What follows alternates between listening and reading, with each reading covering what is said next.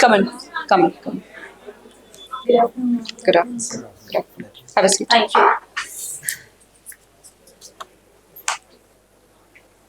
अपने बारे में कुछ बताइए. I was born in Bihar, in Siwan district. Then I moved on to Delhi to do my higher education. I have done my 12th from a CBSE based school. I have done my graduation from Gargi College of Delhi University. Then I did my masters in PSIR from Jamia Millia Islamia. Right now I'm working as a trained graduate teacher in a Delhi school. And I do take keen interest in semi-classical dance, in reading non-fictional novels, and also I do have interest in singing Chhat Geet from Bihar.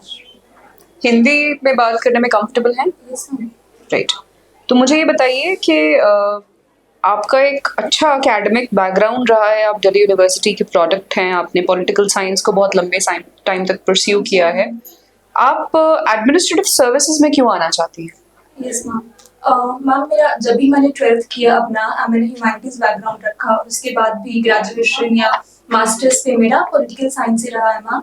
इसका एक basic reason है कि मुझे starting से ही administrative service में काफ़ी ज़्यादा interest था.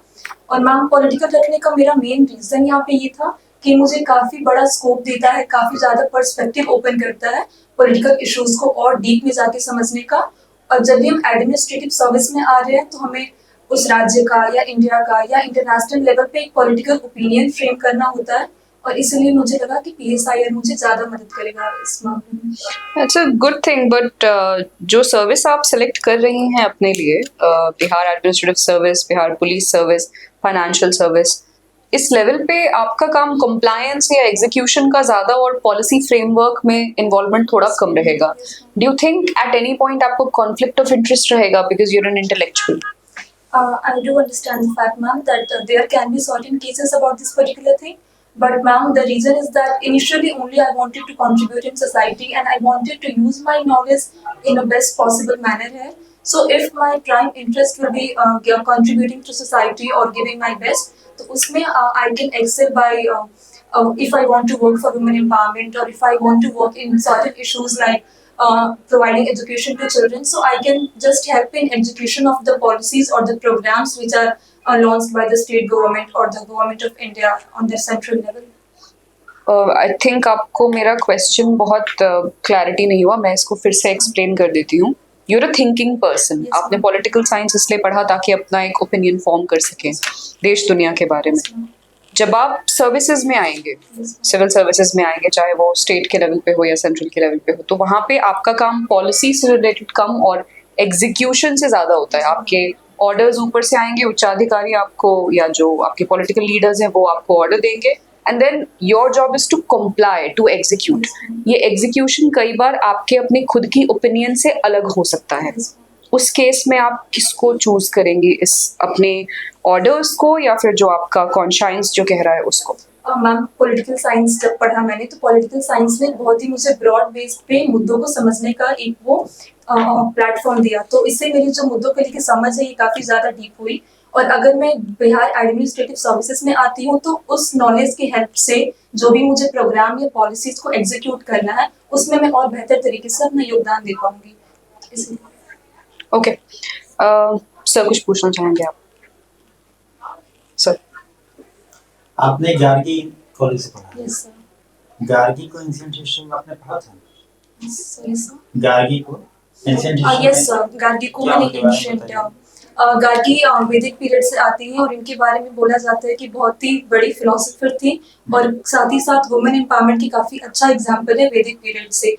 इनके बारे में एक incident I would like to share है. जब राजा जनक ने अपना रिलीजियस सभा रखा था उस टाइम पे तो गार्गी भी वहाँ पर उपस्थित थी. एंड उस पर्टिकुलर टाइम पे जब एक सेज थे जिनका नाम था यागाल्को, उन्होंने उस टाइम पे वो रिलीजियस गैदरिंग को लीड कर रहे थे. तो उस टाइम पे एक जो डायलॉग है, एक कम्युनिकेशन है वो गार्गी और यागाल्को के बीच में हुआ है. और उस टाइम पे गार्गी के नॉलेज को और गार्गी के फिलोसफिकल थिंकिंग को काफ़ी ज़्यादा अप्रिसिएट किया गया था. आपने हॉबी में देखा है semi classical dance. Yes sir. हम अगर कहें कि अब 2 लाइन में इसको डिफाइन करिए, क्या है? Yes sir. Semi classical dance basically ये एक कंटेम्प्रेरी और हमारा जो क्लासिकल डांस है उन दोनों का मिक्सचर है। तो क्लासिकल डांस में इसमें भरतनाट्यम और कथक की शैली देखने को मिलती है, और साथ ही साथ जो कंटेम्प्रेरी डांस फॉर्म्स है जो आजकल उभर के आ रहे हैं, तो दोनों का बैलेंस एक सेमी क्लासिकल डांस में आप दिखाई किससे देता है। इंस्पायर्ड हैं? सर मुझे ट्रेडिशनल और जो कंटेम्प्रेरी है दोनों का मिक्स जो बैलेंस है वो नहीं, काफी कोई एक ज्यादा। पर्सनालिटी का नाम बताइए जिससे आप इंस्पायर्ड हैं। सर रुक्मिणी देवी काफी अच्छा इसमें रही है, या फिर बिरजू महाराज का कंट्रीब्यूशन और जो उनकी डांस की स्टाइल एक्सप्रेशन से बिरजू महाराज कहाँ के थे? कहाँ के रहने वाले थे? Sorry sir, I have to read upon that.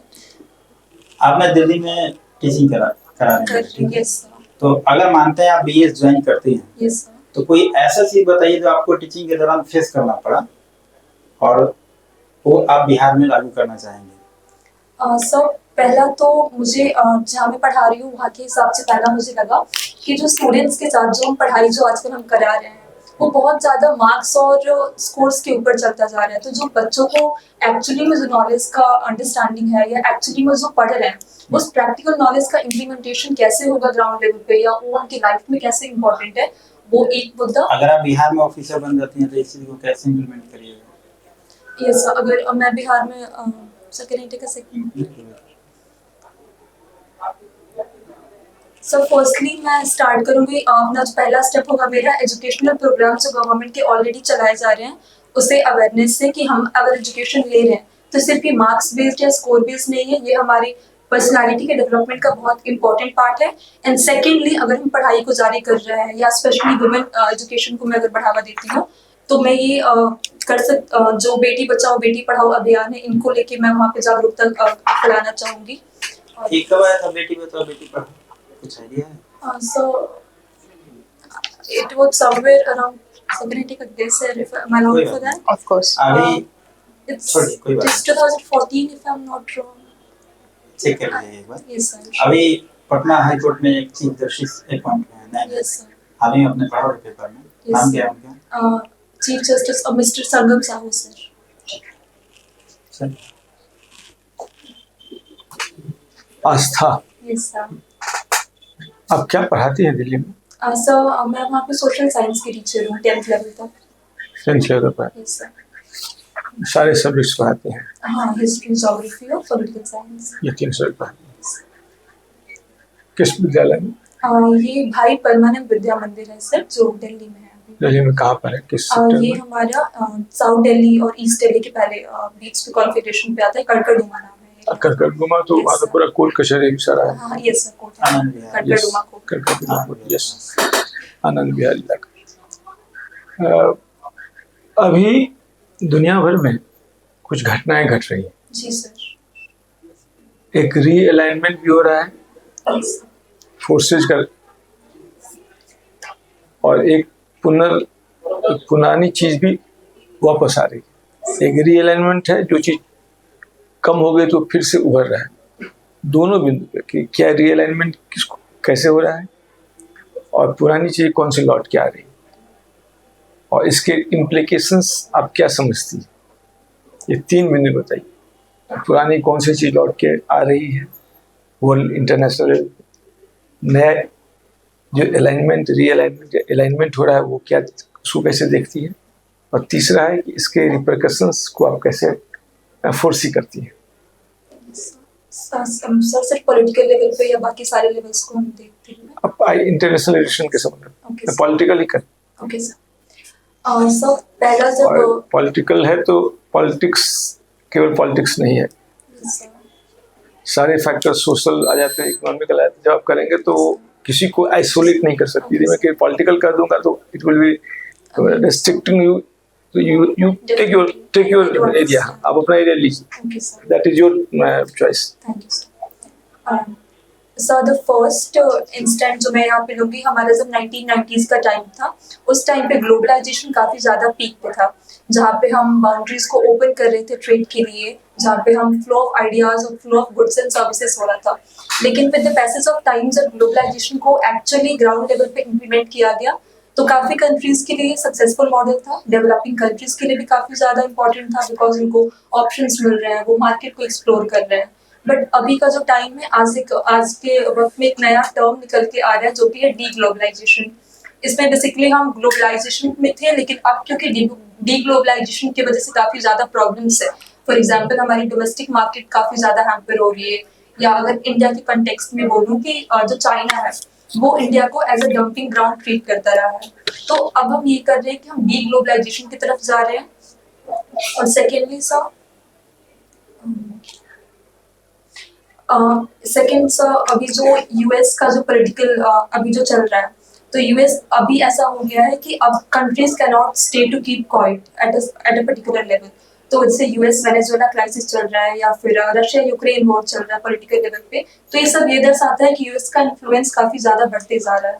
और इसको डील करने के लिए जो इमर्जिंग कंट्रीज है, या जो साउथ कंट्रीज है वर्ल्ड की, इनको एक ऐसा अपने वॉइस को स्ट्रॉन्ग करना होगा, ताकि अगर ऐसा किसी और कंट्री के साथ होता है ना, तो वो अपने वॉइस को एक प्लेटफॉर्म पे रख पाएंगे।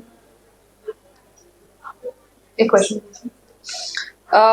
आपका कहना है कि आपकी hobby reading non fictional ma'am. Literature या बुक्स हैं। Books. मुझे अपनी पिछली 3-4 books in your reading list के बारे में बताइए। यस मैम, अभी कुछ टाइम पहले मैंने एक किताब पढ़ी थी, हमारे फॉरेन मिनिस्टर हैं sir Jaishankar sir, why Bharat matters. उसके पहले मैंने एक सिडनी सेल्डन की नोवेल पढ़ी थी, the sky is falling. And उसके पहले थोड़ा वक्त हो गया है, लेकिन रामधारी सिंह दिनकर की रश्मि रति हिंदी नोवेल करके है, वो भी मैंने पढ़ा था। ओके ओके, ऐसी कोई बुक जो आप अभी परस्यू करना चाह रही हैं, पढ़ना चाह रही हैं? क्या आप पढ़ पाती हैं अपने जॉब से इतर कोई किताबें? मैम बहुत ज़्यादा वक्त नहीं मिलता है, क्योंकि प्रिपरेशन के साथ मैं जॉब कर रही हूँ, लेकिन जब भी टाइम अलाउ करता है तो मैं ये रीड करना पसंद करती हूँ, क्योंकि खाली वक्त में मुझे पसंद है पढ़ना। Sure okay. एक क्वेश्चन, रामधारी सिंह दिनकर का आपने नाम लिया और आपका पसंद है बुक पढ़ना, तो उनकी एक बुक है परशुराम की प्रतीक्षा, यस सर, आपने पढ़ा है? सर मैंने सुना है, लेकिन आगे पढ़ना चाहूँगी, मौका मिला तो। अभी तक पढ़ा नहीं है मैंने। कब लिखे, तो कुछ आइडिया है? Sorry sir, I will definitely read on that. Thank you, will call you back. Thank you.